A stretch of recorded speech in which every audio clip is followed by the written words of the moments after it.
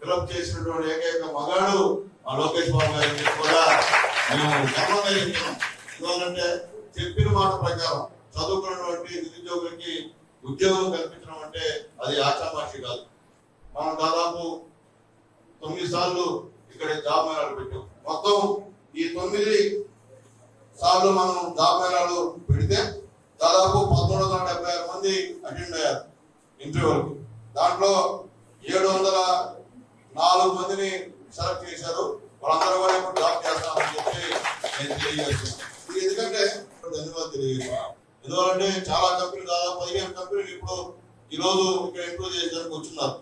వాళ్ళందరూ కూడా ఎవరికైతే టాలెంట్ ఉందో వాళ్ళని సెలెక్ట్ చేసుకోమని చెప్పి కూడా మిమ్మల్ని అందరూ కూడా రిక్వెస్ట్ చేస్తున్నా. ఏదైనప్పటికీ ఈరోజు ఎన్డీఏ గవర్నమెంట్, మోడీ గారు, చంద్రబాబు నాయుడు గారు, మన పవన్ కళ్యాణ్ గారు, అట్లాగే భావితర నాయకుడు మన దిక్చూసి నారా లోకేష్ బాబు గారు ఒక మంచి ఆలోచనతో, మంచి విధంతో ఈ జాబ్ మేళాను పెట్టిస్తున్నారు. దీనికి మనకు గూడూరులో రాబోయే రోజుల్లో బ్రహ్మాండటువంటి అభివృద్ధి కార్యక్రమాలు జరిగేటువంటి పరిస్థితుంది.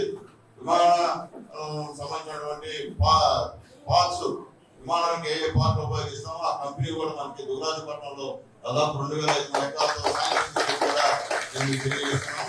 అలాగే ఫిఫ్త్ సిటీ దాదాపు 1000 కోట్లతో ఫిఫ్త్ సిటీ వర్క్స్ కూడా ఇప్పుడు జరుగుతున్నాయి.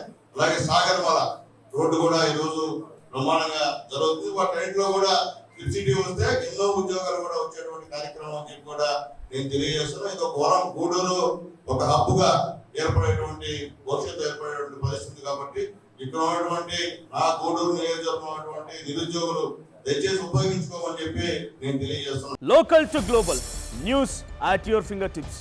మీ చేతిలో ఒక ఆయుధం. Download R TV app. Media legend Ravi Prakash is back.